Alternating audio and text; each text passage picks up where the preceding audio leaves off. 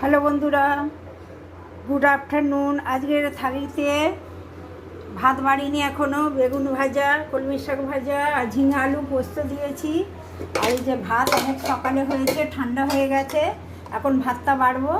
ভাতটা বাড়া হয়ে গেছে বন্ধুরা। এখন লেবু আর লঙ্কাটা দিলাম।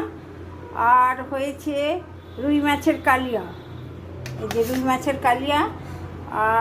আর হয়েছে মৌরলা মাছের টক, এই যে কালো কালো তেঁতুল দিয়ে, এই যে দেখুন মৌরলা মাছের টক।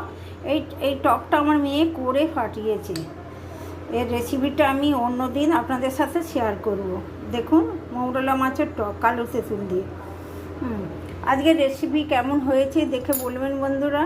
ভালো লাগলে আমার চ্যানেলটাকে একটা সাবস্ক্রাইব করে দেবেন আর বন্ধু ভেবে পাশে থাকবেন। আজকের মতো টাটা বন্ধুরা, আবার আসবো আমি অন্য ভিডিও নিয়ে।